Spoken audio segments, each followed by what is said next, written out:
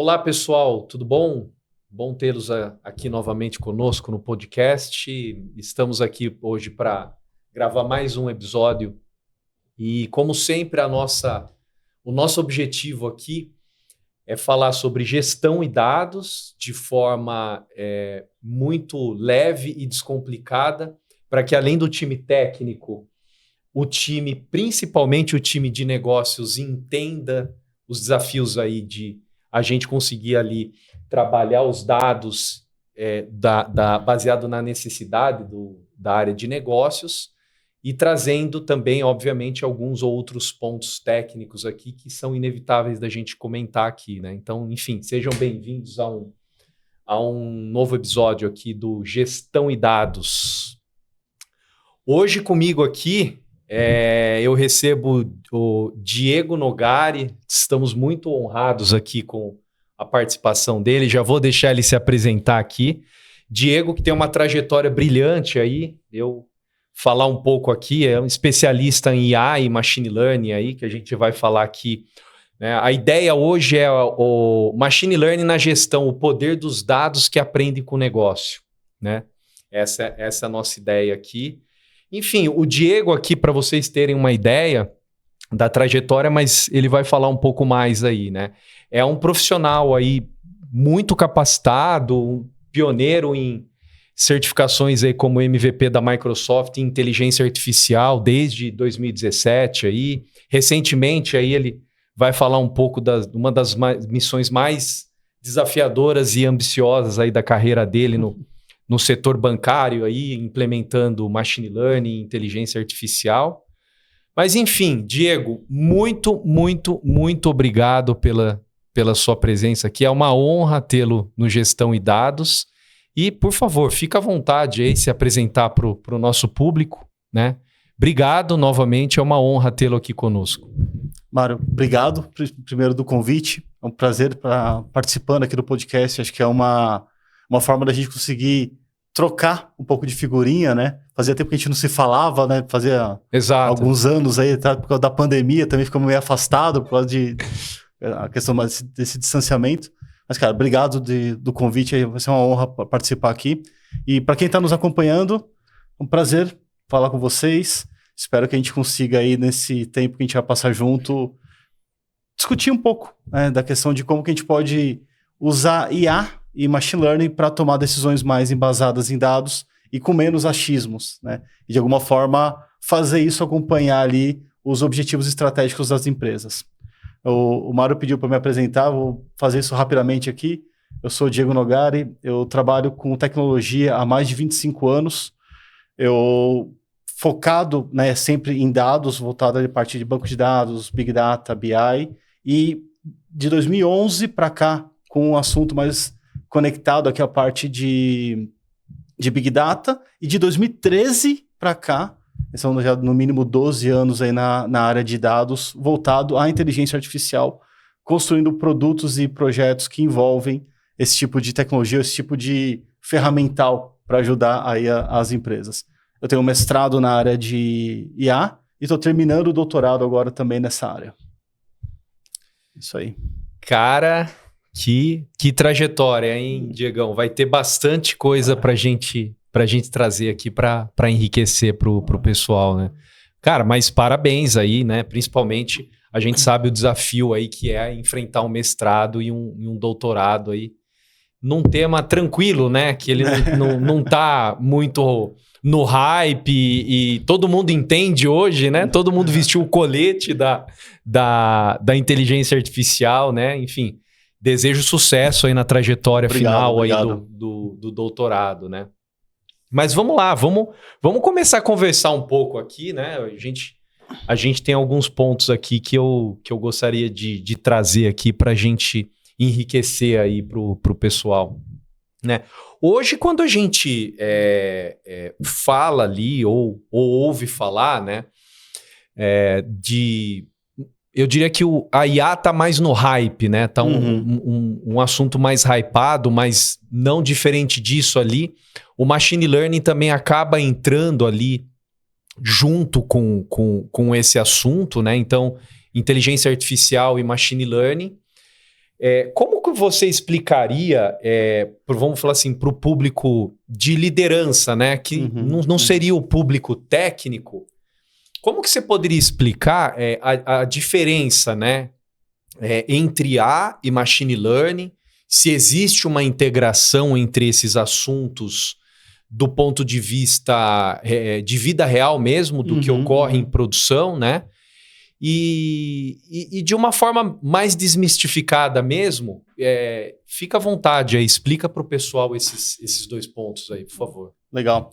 Existe uma percepção, e aí uma percepção comum que acontece até pelo hype do que está acontecendo com inteligência artificial no mundo como um todo, né? Que muitas vezes a gente, seja em consultoria executiva, seja ali em capacitação, em qualquer um desses momentos que há uma interação ali com o time de executivos, e aí você questiona, fala, puxa, quando que você acha que começou, né, o processo aqui de IA? E é normal, muitas vezes as pessoas virarem e dizerem, começou agora, né, nos anos 2020, aqui com a OpenAI soltando ali o ChatGPT, que de fato aconteceu em novembro de 22, né? Só que muita gente acha que a IA é daquilo ali para cá. E acaba deixando de lado os processos de machine learning, deixa de lado os processos que já são mais de modelagem estatística, que a gente tem há muito tempo. E aí, só para nível de curiosidade, o paper mais antigo que eu já tive acesso é um paper de 1943, do Pitts e do McCulloch, que eram 2 pesquisadores da área se eu não me engano, um era da saúde, o outro era da estatística, era alguma coisa assim, montando uma ideia inicial de um modelo de machine learning, que na época ali era um problema que era para ser resolvido com portas lógicas, porta AND, porta OR, e de 1943, a gente está falando de 83 anos de vida, um artigo desse, sabe? Sim.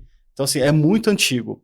E aí você tem, durante todo esse processo ali, vários verões e vários invernos da IA, onde as pessoas estavam mais desacreditadas, aquilo só funciona para processos acadêmicos, só funciona no campo da teoria, e não via muita funcionalidade, mas em outros momentos eles conseguiam enxergar valor naquilo e começaram a implementar e começaram a trazer essas visões. Então há um campo, né, quando a gente pensa na inteligência artificial, já bastante antigo. Não é uma coisa de 3 anos, né, com a OpenAI colocando o ChatGPT aberto. E aí tem uma forma da gente pensar nessa diferença entre o que eu tenho do machine learning, o que eu tenho da IA generativa, né, que são esses dois grandes universos que a gente está pondo aqui para separar. Depende muito do problema que você quer resolver. Então, assim, uma coisa que é importantíssima é qual que é o tipo de problema, o que você está querendo resolver com o uso da IA. IA é uma ferramenta. Tá? Entendam isso, IA é ferramenta. E não é porque você tem um martelo na mão que tudo vai virar prego. Você tem, às vezes, que usar uma outra ferramenta, você tem que usar um alicate, você tem que usar um serrote, e o martelo não vai resolver esse problema, né? Então não adianta você tentar colocar IA generativa para tudo. E aí, para facilitar isso, talvez responder o tipo de pergunta que você quer te ajuda a direcionar o que você está buscando. Por exemplo, se você vai responder quando, quem, como, qual vai ser o meu faturamento, qual caminho eu vou tomar, coisas desse sentido, você vai acabar usando processos que envolvem o machine learning, processos da inteligência artificial tradicional, né? Que é isso que a gente estuda já no campo aí há muito tempo. Só que se você vai para uma outra linha que vai ter uma resposta do seu problema, que resolve um problema relacionado a gerar, resumir, traduzir, construir, aí sim você vai para a IA generativa. Então, essa separação do tipo de problema que você vai resolver, ele direciona qual tipo de ferramenta que você vai usar. E aí sim, você pode ir para um problema mais clássico, né, de classificação, regressão, ou clustering, detecção de anomalia, recomendação. Isso aqui é tudo o que faz parte daquele bolo do clássico, né, do tradicional. E outro tipo de problema analise esse relatório, gere esse texto, responda esse e-mail, crie essa imagem, traduza esse material. Tudo isso aqui vai para a IA generativa, que é esse processo mais novo, né? Então, esses 2 caminhos, pensando principalmente no tipo de problema que você vai resolver, acho que aqui direciona aí para a ferramenta. E isso facilita para a gente entender a diferença desses 2 caminhos, né? Acho que vai para um cenário como esse, né? Tá. Talvez a IA ali, não sei se eu vou falar uma grande bobagem aqui, mas talvez a diferença ali é que ela criou uma possibilidade ou uma camada ali de interação mais simples para determinados pontos que seriam mais difícil, talvez, a gente resolver via escritas de algoritmos via machine learning, por exemplo, né? Talvez ela conseguiu ali, eu não sei, facilitar o uso, a adoção mais por um público menos técnico, talvez, eu não sei. É bem provável que um caminho como esse é o ponto que você está trazendo, né, Mário? Quando você olha uma ferramenta como essa, igual a facilidade de uso que a gente tem num chat GPT da vida, num Gemini da vida, num Perplexity, Sim. É muito fácil da gente, enquanto usuário, chegar ali, fazer uma pergunta e obter uma resposta. Sim. Só que aí vem o ponto. Será que aquilo ali foi preparado para isso? Né? Se eu chego no chat GPT e falo, qual vai ser o faturamento da minha empresa mês que vem? O chat GPT não tem o dado da minha empresa. Ele não tem a minha informação ali oferecida para ele conseguir analisar e gerar um relatório que vai me dizer o meu faturamento. Ele vai me responder qualquer coisa. Aí entra no processo de alucinação, enfim, a gente pode discutir isso mais para frente. Mas ele vai responder, porque é o papel dele responder, né? Então, assim, hoje em dia está muito mais elaborado. Mas é isso, é fácil você chegar em qualquer chatbot desse que está implementando IA generativa e fazer uma pergunta. E ele vai te responder, né? Ele vai gerar uma resposta para você. Então, você, enquanto usuário, tem zero necessidade de ter o conhecimento técnico para operacionalizar aquilo.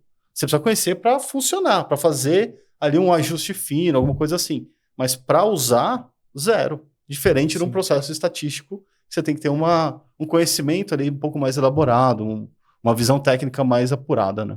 Sim, inclusive entender de estatística, né? Inclusive entender de estatística. Exato. Legal. Na linha do que você está trazendo, olha só. Imagina que eu sou aqui tô na linha de liderança ali, de gestão da empresa, né?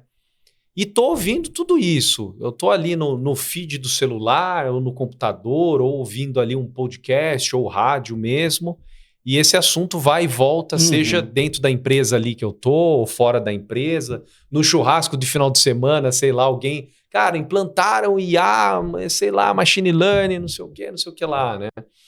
O que você considera, se você puder facilitar, vamos falar assim, a vida desse espectador aí, que ele não é técnico, ele está ali na linha de gestão mesmo, né? Fala assim, por onde que eu começo se eu quiser trazer essas capacidades de compreensão melhor do dado e o processo de melhoria de decisão de negócios efetivamente, né? Então é assim, eu sou gestor, eu entendi que isso facilita, tá claro para mim porque eu tô lendo muita coisa, mas é assim, entre eu entender tudo isso e trazer isso para dentro da empresa que eu trabalho hoje, dentro de mim tem um abismo que eu não sei mensurar o tamanho ou a profundidade desse abismo, né? Ou seja, tem um espaço aqui gigantesco que eu não consigo sair do outro lado por falta de conhecimento e experiência mesmo, e talvez nem tanto de experiência, porque ele é um assunto relativamente novo, talvez, no dia a dia das empresas, né? Mas como é que você... como você recomendaria um gestor a tirar esse assunto da inércia e colocar ele para andar efetivamente em palavras não técnicas e de forma mais simples aí? Boa. Assim, grande parte do que eu vejo como sendo esse desafio, sendo esse abismo para a gente colocar IA em produção, e aqui eu digo, né, seja essa IA um processo de machine learning tradicional ou um processo de IA generativa, a quem difere, você vai precisar de dado para alimentar esse processo. E o dado vai ser o uso operacional das suas aplicações do dia a dia, o seu histórico de pagamentos de clientes, histórico de pagamento de funcionários, depende do que você está propondo ali de uso da ferramenta, mas tudo que for relativo àquele tipo de problema que você quer resolver, ele pode ser usado para treinar, para ensinar a máquina aqueles padrões, para que a máquina possa responder o que você quer. A máquina, quando a gente pensa numa inteligência artificial, ela reproduz o que ela aprendeu, ela reproduz padrões, ela interpreta determinado conjunto de dados e fala assim, puxa, aqui eu consigo ver estas coisas, essas evidências, essas características. E a partir daí você consegue replicar essas características com novas entradas, né? Então, se você está fazendo, por exemplo, uma análise de saída de cliente da minha base, vamos pensar que eu tenho esse tipo de problema. Como que você vai ensinar o computador, ensinar uma inteligência artificial a prever o que é uma possível saída da sua base, não, saída de um cliente seu? Você vai entender ali o histórico de pagamento, qual que é o comportamento do uso da sua ferramenta, do que você está ofertando para aquele cliente, qual que é o tempo médio que normalmente um cliente fica na sua base. Tudo isso vira insumo para essa inteligência artificial entender aquele comportamento e te dizer quais são as possíveis próximas pessoas a saírem da sua base. E aí você pode pegar isso e fazer uma ação de marketing mais direcionada para esse pessoal, de forma ali, não a esperar que eles saiam para você reter, mas sim você ser proativo e atacar o problema antes do problema acontecer. Mas veja, é um problema que está relacionado ao reconhecimento de padrões. Ele está reconhecendo esses padrões em cima do comportamento histórico do seu cliente e predizendo e te dizendo ali previamente, antes daquilo fato acontecer, por isso que é uma predição, né? Vou dizer, olha, essa lista de clientes aqui estão propensas a sair. Só que tudo isso depende de você ter dados imputados no seu sistema, seja ele no seu CRM, no seu ERP, no seu sistema de folha de pagamento, indifere, desde que você consiga usar esses dados para treinar o seu modelo, para fazer o ajuste para que aquele modelo de inteligência artificial possa diferenciar o que é o comportamento da sua empresa, do que é o comportamento da minha, do que é o comportamento do nosso ouvinte. Então, essa percepção é diferente, porque são empresas diferentes com comportamentos diferentes. Então, não adianta você pegar uma coisa e tentar colocar para todo mundo, que não vai funcionar da mesma forma, né? Vai estar desbalanceado o comportamento dos clientes. Então, esse é o primeiro cenário quando a gente pensa no processo mais tradicional. O dado. O dado. Sim. Eu preciso do dado. Isso que eu estou falando aqui de uma forma transacional, uma forma do dia a dia do meu uso. Tá. Né? Quando a gente vai para a IA generativa, o processo é um pouquinho diferente. Então, a gente vai usar dados, mas que são ali possíveis documentos, possíveis relatórios, possíveis balanços, tudo isso de acordo com o tipo de problema que eu quero resolver. Se eu quero resolver um problema que vai responder um e-mail de forma automatizada a partir de uma mensagem que eu recebo do meu saque, eu preciso inserir dentro desse processo todo quais são as minhas políticas de devolução de produto, quais são as minhas políticas ali de interação, qual que é o tom que eu converso com o meu cliente. Tudo isso vira insumo para que na hora do e-mail ser gerado para responder para aquela pessoa que interagiu com a gente, seguir essas diretrizes, seguir o tom que eu uso para comunicar com o meu cliente, seguir a política de reembolso de um determinado tipo de pedido. Tudo isso entra nesse processo. Então, veja, é diferente o tipo de alimento que eu dou para a inteligência artificial. No modelo estatístico, eu dou um alimento que é mais transacional ali da minha operação do dia a dia, nos detalhes da operação, e no processo de IA generativa são mais documentos, são mais direcionados para ele aprender o tom e a geração em cima daquela resposta. Isso não tira a necessidade da IA generativa poder acessar as bases transacionais ou a fonte de informação detalhada para pegar assim, puxa, o Mário me mandou um e-mail reclamando da última compra dele. Nesses relatórios de balanço, não necessariamente vai estar dizendo o que o Mário comprou na última compra, né? Mas eu preciso acessar essa informação em algum lugar. Então, para esse processo funcionar, ela vai bater nessa fonte de dados que tem essa informação, dizendo quais foram as últimas compras de todos os clientes, quais foram os produtos comprados, quais foram os valores, o tempo de envio, qual foi o preço do frete, todas essas informações estão ali dentro. Para que na hora de gerar a resposta do e-mail para devolver para esse cliente, eu possa usar ou não essas informações, mas ela tem que estar disponível. Porque se a IA generativa quiser usar, ela vai poder pegar essa informação, consolidar na hora de gerar esse texto e devolver para o Mário. Fala assim, Mário, a sua última compra foi tal produto com esse... E tem essa regra aqui de garantia, está dentro da regra, então eu vou trocar o produto para você na íntegra, né? Sem custo adicional para você que é cliente. Então você tem todo um comportamento ali. Então veja, são formas diferentes, né, da gente acessar e que gera essa informação. Então, para começar, veja, você precisa sempre do dado. Se você não tem o dado disponível, você não tem o dado favorável para você usar, você não consegue montar um modelo. E a gente tem uma máxima quando a gente está fazendo capacitação, fazendo trabalhos em cima disso, são duas, na verdade, que é o nosso modelo é tão bom quanto os nossos dados, que isso está ligado a um que a gente chama de GIGO, que é o Garbage In, Garbage Out. Se entrar sujeira, vai ser sujeira. Então, o dado que você está pondo, se está um dado ruim, se está um dado com baixa qualidade no sentido de informação para a máquina tomar a decisão, ela vai responder em cima daquilo, ela vai reproduzir aquele padrão. Então ela não vai ter uma amplitude decente para responder da altura que a sua empresa tem. Ele vai responder da forma que ele sabe.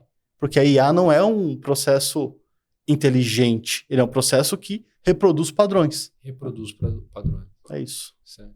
É como... Bom, então vamos lá, você falou do dado, a diferença do tipo do dado ali, seja para machine learning ou inteligência artificial agora, né? Então, é importante que a liderança entenda que a aquisição, o tratamento, o saneamento desse dado talvez seria o primeiro passo que a empresa precisa dar. Eu não sei, eu gosto de falar numa linguagem bem coloquial mesmo, que o público de negócios eles gostam e entendem mais, né? Você tem que... Eu vejo que parece que eles precisam primeiro ter a capacidade de ver e entender o dado deles, né?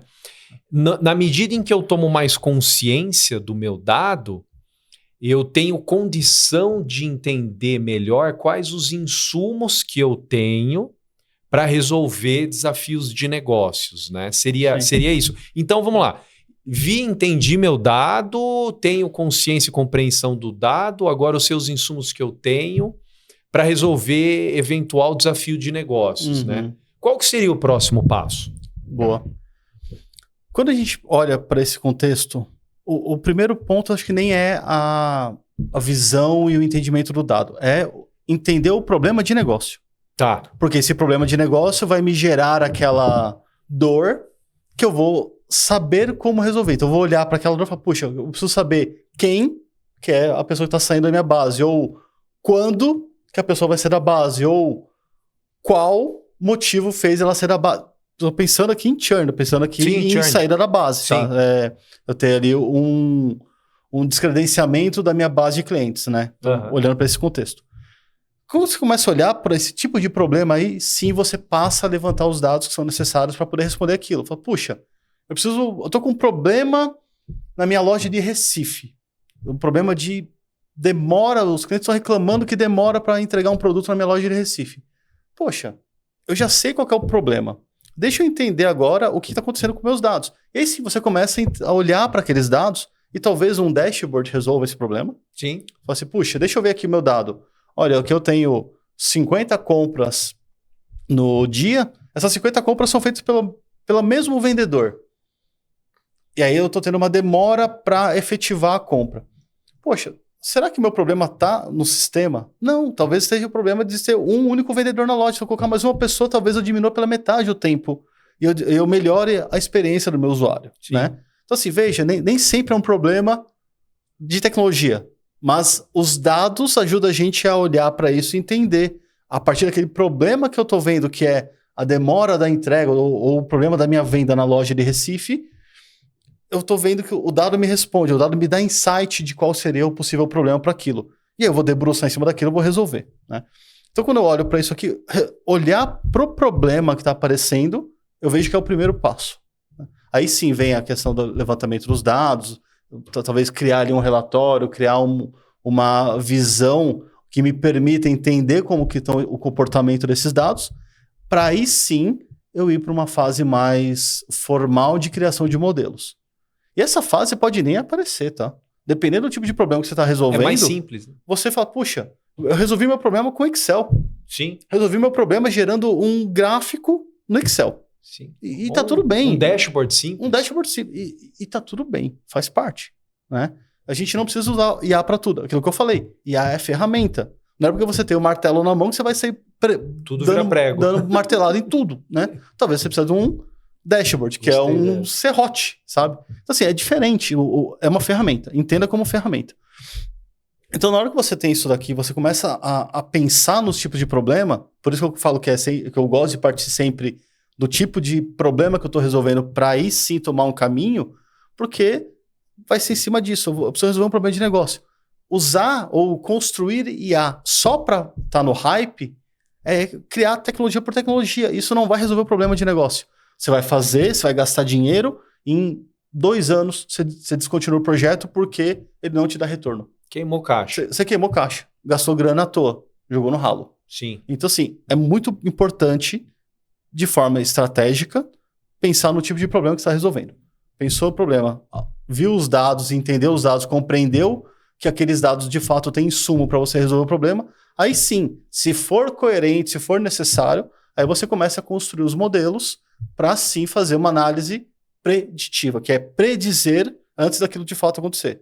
Então, se a gente for olhar de uma forma muito simples, né, pensando aqui na questão desse comportamento dos dados, pensa aqui na data de hoje, tá? Independente de quando você está assistindo o podcast. Na data de hoje. Se eu olho daqui para trás, eu estou sempre fazendo uma análise descritiva. Eu estou descrevendo um fenômeno que já aconteceu. Ok. Uma análise descritiva. Se eu estou olhando daqui para frente, eu vou replicar, eu vou entender o comportamento desses dados que eu tenho para trás e vou predizer algo. Vou dizer algo antes daquilo acontecer. Então, eu estou dizendo algo que vai ser. Qual vai ser meu faturamento daqui a 3 semanas? Qual vai ser a minha saída, a minha evasão da carteira de clientes no próximo mês? Qual produto da minha carteira eu vou vender mais em novembro do próximo ano? Você começa a fazer perguntas como isso. E vai sempre predizendo. Você vai dizer algo antes daquilo acontecer. Então, colocar essa marca aqui no hoje. Se eu olho para trás, eu estou descrevendo um fenômeno. Se eu olho para frente, eu estou predizendo alguma coisa. Então, essa também pode ser um caminho aqui para a gente pensar no que você quer fazer. Então, entendi meus dados, ok. E agora, o que eu quero fazer? Acho que esse Legal. é um bom ponto da gente responder, né, esse direcionamento aí. Legal, legal. Não, tá, eu acho que tá clareando, pelo menos eu acredito aqui, eu tô sentindo que tá clareando bem. Então, na linha do raciocínio ainda eu sou de negócios, você levantou um ponto interessante que eu gostei. Eu, na cadeira de negócios, no papel da liderança, eu preciso ter clareza dos objetivos estratégicos ali de curto, médio e longo prazo, e eu preciso entender quais são os desafios que eu tenho para atingir esses objetivos, olhar para o dado e ver quais dados vão me ajudar a superar esses desafios que eu tenho para atingir o objetivo e conseguir transmitir isso para quem vai me apoiar nessa parte de inteligência artificial e machine learning. Seria mais ou menos isso. Seria mais ou menos isso. Tá. É um caminho que flui. Né? Que faz sentido. Que faz né? sentido, parece fazer bastante sentido. Legal. Então, agora a gente percorreu isso e nós queremos dar o start no projeto. O que vem, o que vem no momento seguinte? É time? É tecnologia? Como é que eu coloco essa roda para girar? Boa. Tem um passo que é inerente a essa decisão, que também é um passo estratégico para você que está nos ouvindo, que é: eu compro uma solução pronta ou desenvolvo dentro de casa? E esse processo, né, do make or buy, do compro ou desenvolvo aqui, ele tem que estar muito alinhado com a forma como a gente enxerga o tipo de problema que a gente está resolvendo. E assim, não tem solução pronta, não tem solução pronta não, né? Não tem solução simples nisso aqui. Você pode ir por os 2 caminhos. Sim. Vai depender do seu objetivo estratégico. Se você pensa em comprar uma ferramenta pronta, seja ela uma ferramenta paga ou até uma ferramenta open source, Sim, sim. aquilo ali você vai usar de uma forma que vai acelerar o seu processo. Mas você vai estar, de alguma forma ali, usando um cenário que é built-in, um cenário que está pronto e você vai adequar o seu negócio para aquilo, tá? Isso é uma forma da gente enxergar essa questão do make or buy. Ou, assim, puxa, eu vou construir interno agora. Aí você tem outros desafios. Você pode manter toda a sua estratégia da forma como estava. E aí você vai precisar se preocupar com pessoas, vai ter que se preocupar com o desenvolvimento, vai ter que se preocupar com o desenvolvimento desse processo, a manutenção disso no futuro. Então você tem outros desafios que são inerentes. Outros trade-offs aí. Outros trade-offs em cima dessa abordagem estratégica que você tomou, né? E, de novo, não tem uma solução que, puxa, essa aqui é melhor do que a outra. Não, você precisa ponderar dentro da sua análise. E aí eu vou fazer aqui um merchan. Uma das... À vontade, por favor. Uma das pesquisas que eu fiz no doutorado, um dos papers é esse, né? Estratégia de make or buy para MLOps, para processo de Machine Learning Operation. E eu construí um frameworkzinho que está publicado, inclusive é gratuito, né?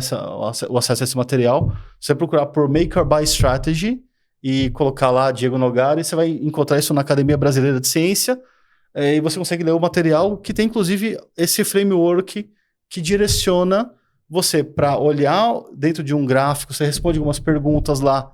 No caso, eu estou falando aqui de MLOps, mas você consegue extrapolar isso e mudar para o problema que você está querendo resolver de tecnologia. E aí você tem dois eixos num gráfico que vai ter lá um dos eixos é de vantagem competitiva, o outro é de... Nossa, velho, fugiu agora para lá o termo que eu usei no paper.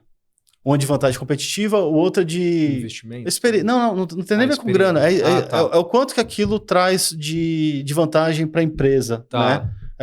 O nível de maturidade da empresa, basicamente isso. E aí você responde as perguntas e no final ele te dá uma pontuação a partir de uma equação super simples que a gente colocou no paper. Ele te diz, dentro daquele processo, naquele contexto que está sendo analisado, se você deve comprar uma solução ou se você deve construir internamente, né? Então, eu lembrei o termo, é Current Stage of the Company, que é o estágio atual da empresa. Fala da maturidade. Total maturidade, sim. Né?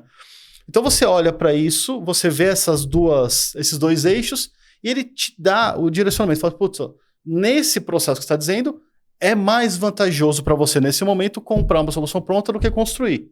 Ou o contrário, vai depender das respostas que você dá em cima dessas perguntas. Então, o direcionamento para isso está muito ligado para esse processo. Mas é isso, você vai precisar pensar, a partir desse momento, o que eu vou fazer? Vou comprar uma solução pronta ou vou usar uma solução interna e vou desenvolver e vou customizar de acordo com o que eu preciso. Os dois caminhos são factíveis. Você só precisa encontrar qual que é melhor para você. E aí, a partir do momento que você encontra isso, você tem que tomar essa decisão e avaliar se aquilo de fato está resolvendo o seu problema. E aí você tem N ferramentas que podem te ajudar com isso, na questão de você ou desenvolver internamente ou pegar uma ferramenta pronta. Se você vai pegar uma ferramenta pronta, você vai ter ali vários benefícios, porque você vai acelerar demais o seu processo. Você vai tirar toda uma carga cognitiva de você construir, de você ter time capacitado para gerir aquilo dentro da empresa. Gerir um processo e uma área de dados, ela é muito complexa. Gerir tecnologia é complexo, né? A área de dados tem várias características que são peculiares para essas áreas. E você tem esse desafio extra, se você vai construir internamente alguma coisa voltado à inteligência artificial, né? Mas, se você vai pegar uma ferramenta pronta de mercado, você vai ter que se adequar, talvez, o seu processo para que aquela ferramenta funcione. Sim. Então, assim, você tem trade-offs. Você precisa equilibrar o que é bom para você e o que acelera o seu processo. Então, você vê os dois cenários para poder construir isso. Mas é isso, depois que você entende o dado, viu o problema, e vai para um caminho como esse, de escolher o tipo de ferramenta que vai ser melhor para resolver aquele problema de negócio que você está propondo. Legal, bacana. Então, eu como gestor, tem mais um to-do aqui para mim, que é o que se eu entendi bem, é assim, eu preciso ter um autoconhecimento da minha empresa em relação a esse assunto. É um problema que você quer resolver. A esse assunto, fala assim, olha, Exato. legal. Agora eu quero, então, pôr essa roda para girar, como eu falei, né? Para isso, eu preciso entender muito bem o tamanho do desafio, se eu vou construir, se eu tenho time para tocar, se eu não tenho time para tocar, né? Seria, acho que mais ou menos isso daí, né? E aí tem um ponto, Mário, que é totalmente, que é inerente a esse tipo de desafio, que é, puxa, beleza, tenho aqui já, tá claro para mim que eu vou ir por este caminho. Será que isso aqui está alinhado com o objetivo estratégico da empresa ou é um problema que eu estou resolvendo local? E tem uma diferença. Quando você pensa no problema local, você está pensando muito no seu silo, no seu contexto. Sim. E às vezes isso não está alinhado com a visão de governança, a visão estratégica da empresa. Então, ter esse alinhamento mais amplo, ele permite com que você tome uma decisão que seja mais perene ao longo do tempo. Porque não vai ser algo que você, puxa, tomei a decisão, fiz uma prova de conceito, né? Fiz uma POC, garanti aqui que o problema é resolvível. Legal, agora vamos colocar aqui. Estou gastando R$0 com isso porque estou pegando uma solução open source. Aí você vai implementar isso na empresa, o pessoal de governança, o pessoal de segurança fala, não vai. Está fugindo totalmente da nossa política. Você, puxa, mas eu já validei, eu já testei, eu já vi que funciona. Não importa. Está fugindo da política. Eles têm o ownership, eles têm o call de bloquear esse tipo de coisa. De bloquear. E aí aquele tempo que você investiu para talvez contratar gente, capacitar pessoas, desenvolver esse processo internamente, vai ser dinheiro jogado fora. Então, esse alinhamento estratégico de forma global e global no contexto corporativo, sim, ele vai ser muito importante para que você tenha sucesso no deployment, sucesso na implementação e na implantação desse projeto dentro da empresa. Legal, legal, bacana. Tem alguns pontos aí, eu acho que é até interessante a empresa pensar em ter um suporte externo ali para ajudar a tomar essa decisão, né? E como não deveria faltar a pergunta que sempre... ela inevitavelmente acaba sendo feita por negócios, né? Como é que eu calculo o ROI? Né?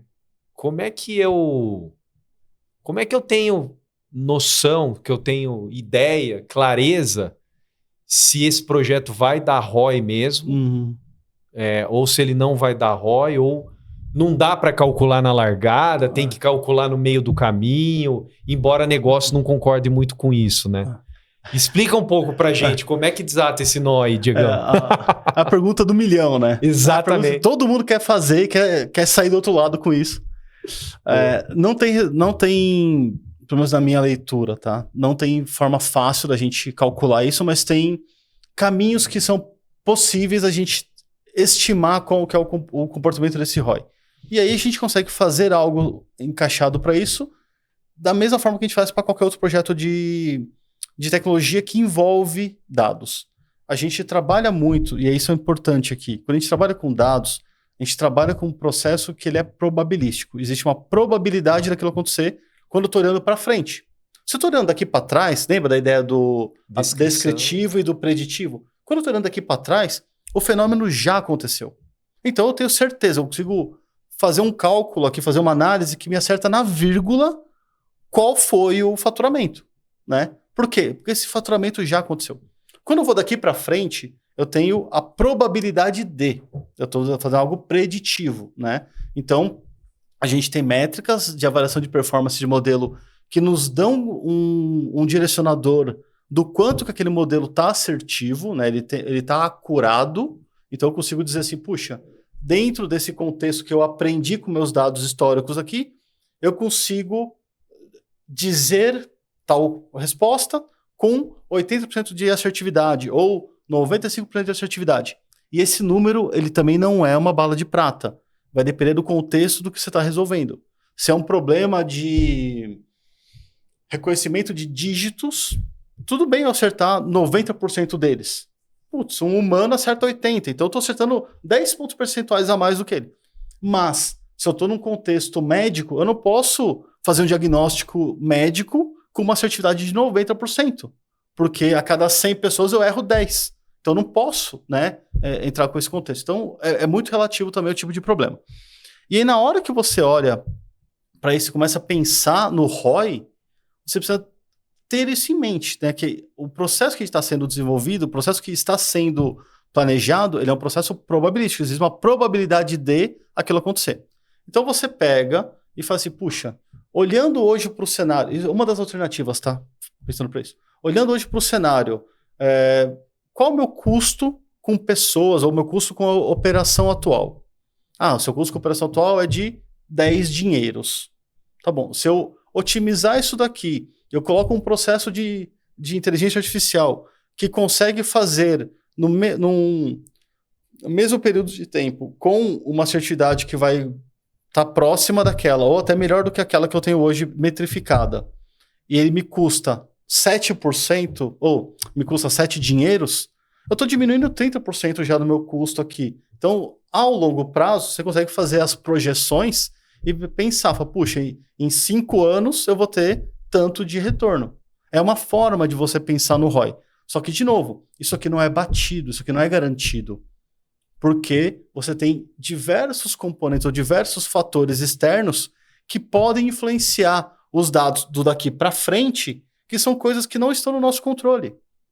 E aí, esta operação que a gente está falando aqui para frente, se não tiver mudanças, né, na questão do comportamento de uso, comportamento dos dados, a gente consegue ter uma previsão mais assertiva. Só que teve mudança nos dados, puxa, são fatores que não estavam controlados, são fatores que a gente não tem domínio para controlar. E aí você tem uma diminuição naquela assertividade. E aí impacta no resultado que a gente tem do nosso modelo. E diretamente impacta no retorno do investimento que foi feito. Então, há um risco grande, porque é probabilístico. Mas de alguma forma que é execuível desenvolver esse tipo de abordagem. Não é cravado, mas ele é possível. Tá. No seu discurso aí, me veio à mente aqui também que existe cenários e situações aonde essa questão do ROI ela é intangível, né? Por exemplo, vou falar aqui algo que me veio à mente agora. Se o que eu vou resolver com o investimento que eu estou fazendo aqui na área de dados vai fazer com que eu chegue a um resultado que vai me proteger de cometer um erro, por exemplo, que pode denegrir o valor da marca ou da empresa e diminuir, por exemplo, o valuation da empresa, não tem como calcular isso. Não. O fato é que você falou de um ponto, por exemplo, na área médica. Na área médica, às vezes você não tem espaço para errar. Você né? não pode errar. Você não pode errar. Né? Então, é assim, quanto é que custa você errar? Você atendeu 100 pacientes, acertou com 99 e errou com um paciente. Se o seu investimento no projeto de dados, seja de IA ou machine learning, for te ajudar a não errar com esse um paciente, eu acho que aqui que está o intangível que eu estou colocando, né? Faz sentido isso? É um tipo de bem imaterial, né? Exato. Porque você não tem como tangibilizar esse impacto. Puxa, pensando na questão médica, é uma vida. Exato. Assim, é incalculável o preço dela. Exato. Né? Ainda para nós, que estamos falando de uma forma abstrata, já é incalculável. Imagina para o familiar, né, daquela pessoa que está tendo um diagnóstico errado, sabe? É bem complexo olhar para esse contexto. Então, nesse cenário, a gente não conseguiria ter algo tangível no sentido de falar, puxa, se eu melhorar aqui o meu modelo de predição, estou falando de uma forma genérica, né? Melhorar meu modelo de predição aqui no diagnóstico médico, eu vou aumentar em X milhões o meu faturamento. Poxa, não é isso. A gente está falando de salvar vidas. É imaterial, ele é incalculável. A imagem da empresa, né? A questão, não estou nem pensando no risco de imagem, tá? O risco de imagem do indivíduo ele é inerente a isso, tá? Mas eu estou pensando na questão do ser humano. Poxa, a gente está falando de um ser humano, está falando de uma vida que a gente está diagnosticando ali e tem um processo. E aí vem um ponto. muitas vezes a gente faz as métricas de avaliação de performance de modelo e a gente olha muito ali para a acurácia dela, né? A acurácia é uma forma que a gente tem de medir o quanto a gente está acertando com aquela predição. Só que pensa, às vezes o seu conjunto de dados está totalmente desbalanceado. Então pensa que você está fazendo uma análise para dizer uma determinada doença. Então vamos pegar aqui um exemplo. Uma doença que é super complexa e rara. E aí você tem uma amostra onde você tem apenas 1% de exemplos naquela amostra que aquela doença está presente. Se o seu modelo chegar e acertar assim, puxa, ó, acerto 99% de vezes que eu avalio aqui. O seu modelo tá bom ou tá ruim? Nesse cenário, você só tem 1% de dado falando daquela doença rara. O seu modelo acertando 99% das vezes, você não precisa de um modelo para isso. Porque dos seus dados, 99% já estão falando que aquilo não é uma doença. Sabe? Então, a forma de você metrificar isso daqui não está certa, olhando somente para o acerto. Porque você está olhando, puxa, de 100 eu acerto 99, tá ótimo. Só que não, porque a sua base de dados, a sua explicação desse processo, a cada 100 pacientes que você tem, de exemplo para trabalhar, 99 já está falando que não é. A quantidade amostral... A quantidade amostral está muito discrepante, ela está totalmente desbalanceada. Então você não pode simplesmente usar isso como a métrica mais padrão, que é a acurácia. Porque a acurácia vai te dizer o quanto você está acertando nas respostas. Só que está desbalanceado. Então você tem que ir para uma outra forma de métrica. Isso também é importante para que as pessoas que estão nos ouvindo consigam interpretar. Falar, puxa, será que o modelo que eu estou utilizando, ele está acertando o que tem que acertar? Que aqui nesse caso, eu preciso acertar a minha classe rara, né? Que é a minha classe que está menos representada. Então eu não posso usar acurácia, eu tenho que usar, por exemplo, um recall, que é uma outra análise mais sensível para esse tipo de abordagem desbalanceada. Isso é só um exemplo que faz parte enquanto negócio. É importante saber que esse tipo de avaliação tem que ser feita, mas enquanto negócio você não vai saber calcular isso. Porque nem é inerente ao seu papel, tá? Sim. Mas é importante você ter isso em mente que, puxa, será que os dados que eu estou usando para treinar, para ensinar o comportamento dos dados para minha inteligência artificial, ele está funcionando bem? Ele está atendendo o que deveria? Sempre pensando no problema da nossa estratégia da empresa. Sim. Os objetivos estratégicos têm que estar atendidos. Sim. Se eu não estou enganado na área de produção de medicamento, drogas, se eu não estou enganado, eles têm um padrão que eles têm que seguir também de quantidade amostral de testagem e resultado, né? É mais ou menos assim, comer determinado alimento causa uma seguinte consequência, né? Legal, mas você deu o alimento para quantas pessoas? Foram só 3. Cara, 3, desculpa, não é? É uma amostra muito baixa. É uma amostra muito... Exatamente. Não é representativo, Isso, né? Acho que é mais ou menos nessa linha, né? Você tem um cálculo todo ali baseado, e aí, de novo, baseado em estatística, né? Porque não tem mágica, é importante a gente lembrar disso. O processo para você definir o tamanho da sua base amostral. Sim. Então, na hora de você construir uma base... Porque assim... Imagina, você tem 100 milhões de clientes na sua carteira. Você não vai construir um modelo com 100 milhões de clientes.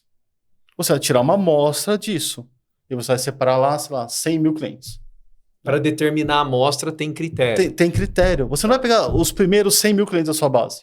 Você vai pegar ele de uma forma que segue um determinado rigor. Você tem um critério para poder selecionar os 100 mil dentro daqueles 100 milhões. Entendi. Né? E aqui deu um exemplo só para criar amostra. Mas você tem processos que são randômicos, tem processo que é estratificado, tem processo que vai avaliar a distribuição de determinadas características para poder pegar uma representatividade maior e diminuir viés na hora de você fazer essa amostra. Você tem um monte de abordagem para isso. Legal. Mas é importante, porque uma amostra com 3 indivíduos, ela é irrelevante de forma estatística para representar uma população. Sim. Né? Então, é um caminho que precisa ser lembrado na hora de trabalhar com esse processo todo da IA. Legal, legal, bacana.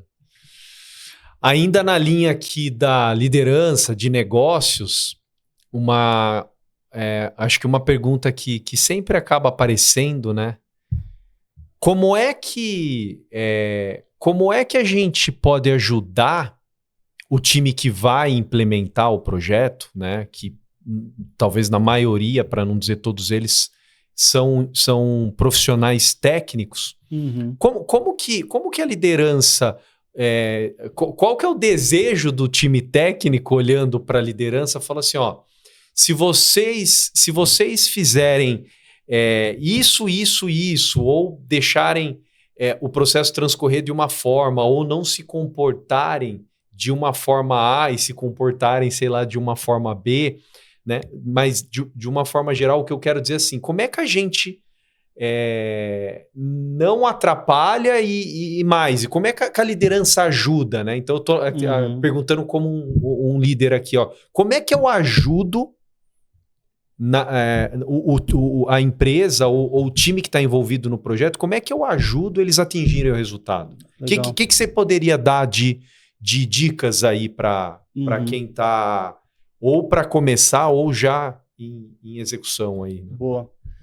Quando a gente olha para esse contexto muito relacionado ali ao papel da liderança de uma forma estratégica dentro de um time, é esperado que a liderança dê os caminhos, dê os direcionadores, diga para onde que o projeto tem que ir, né?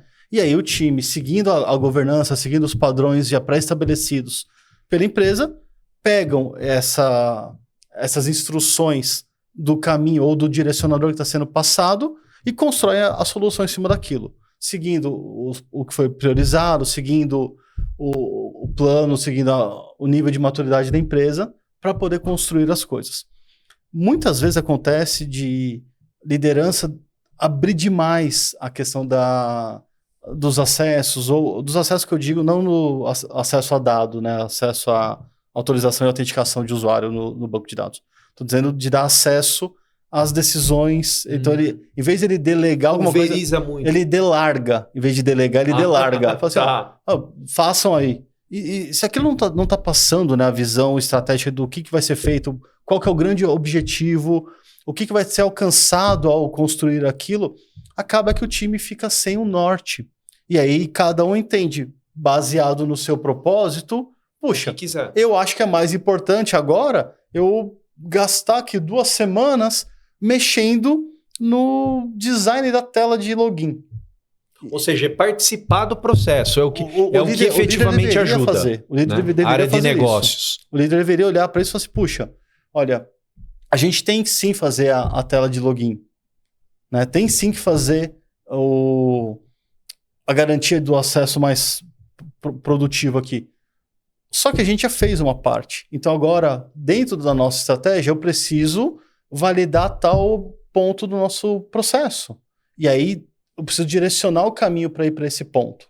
Então, dar a trilha, né, passar, olha, a gente vai fazer isso para chegar nesse lugar e dar a importância do que aquele lugar que está sendo buscado vai trazer de resultado para o grupo.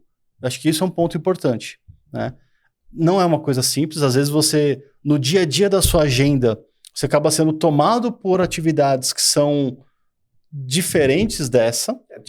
Sou de negócios, né? Tem muitas outras atividades do que só ficar ali, só entre aspas, né? Cuidando do time que está desenvolvendo. Você tem que resolver um problema de processo financeiro, você tem que resolver um problema do logística, resolver um problema de pessoas. Você tem um monte de desafio. E aí você vai estar numa reunião do seu board executivo para discutir estratégia dos próximos 5 anos e às vezes o time está desassistido, né? E não é por uma maldade, é porque o dia a dia toma muito tempo mesmo. Então, ter essas rotinas, essas cerimônias para sempre direcionar e dar o norte, eu vejo que é muito importante. E aí eu costumo brincar que fazer esse tipo de acompanhamento, quando eu estou fazendo o meu trabalho de consultor executivo, né, de fazer o letramento dos executivos, não é um processo que eu faço 2 vezes ali e acabou. É um processo que você passa meses fazendo. Justamente porque é igual cortar a unha. Se você corta a unha 2 vezes e não corta a unha mais, ela vai crescer, vai tornar um bicho gigante.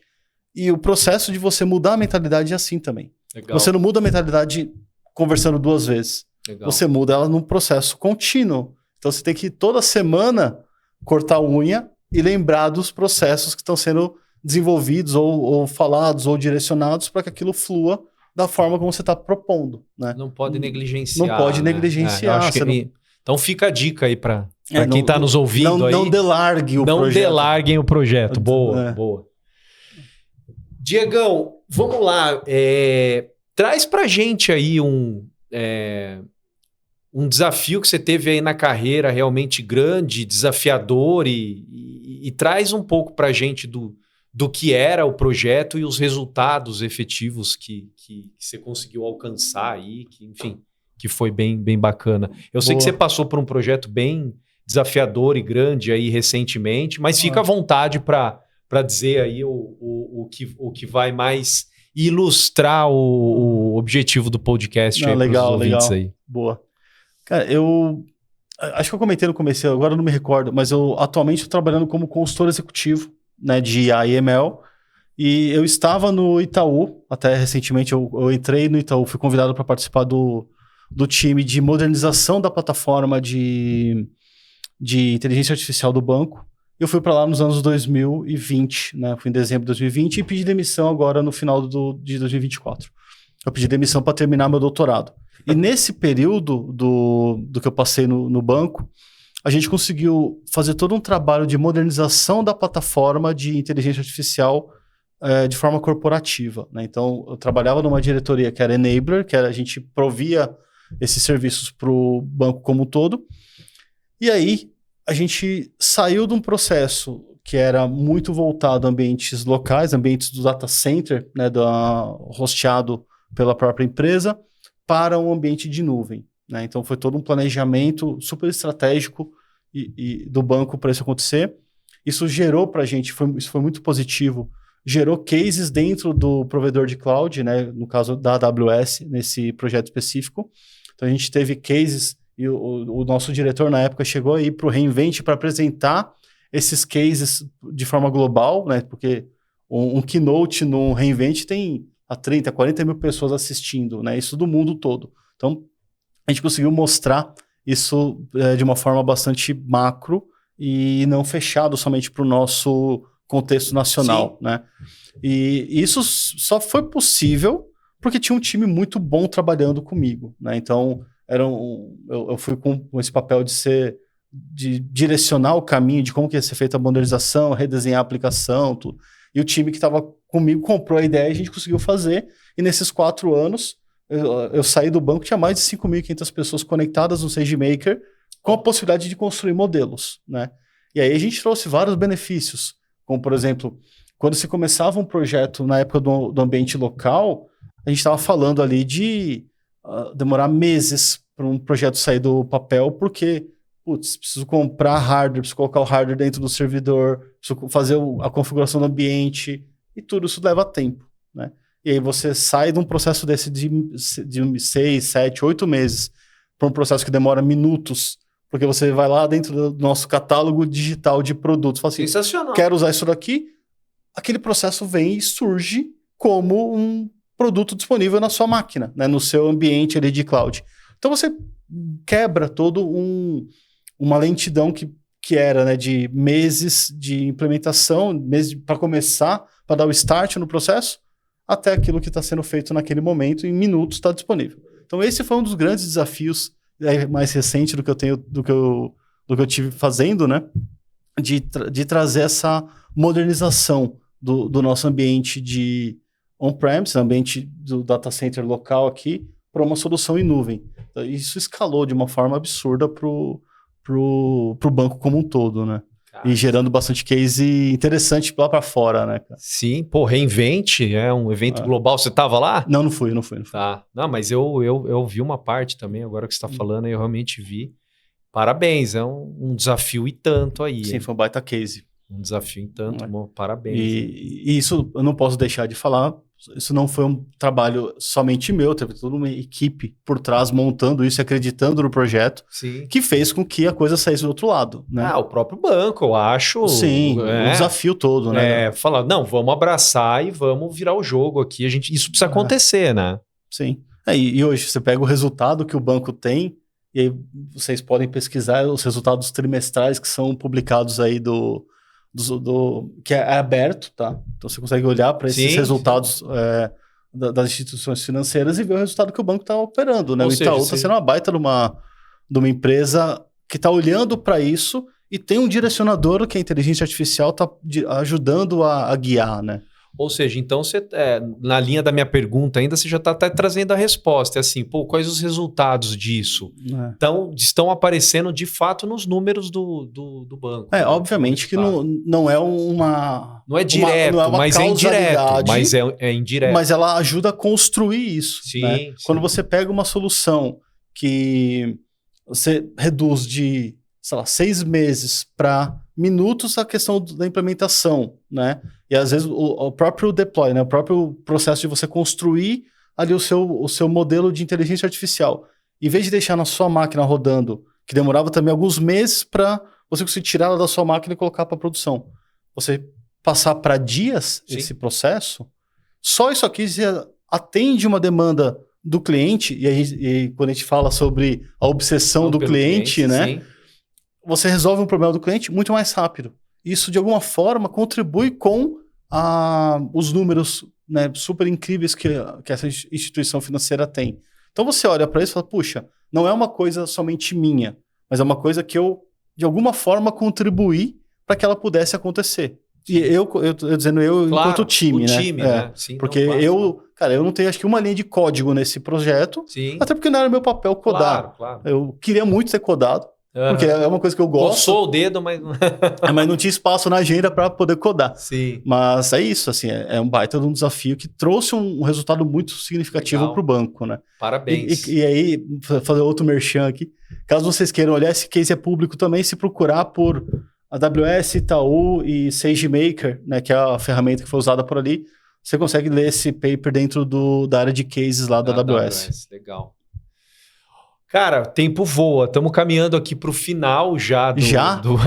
Loucura, né? É muito rápido. É bem rápido. Se lançar um desafio aqui para você, mas talvez para você que está com mestrado e doutorado não seja um desafio, talvez mais para mim aqui. Se você fosse indicar um livro para quem está começando na área, seja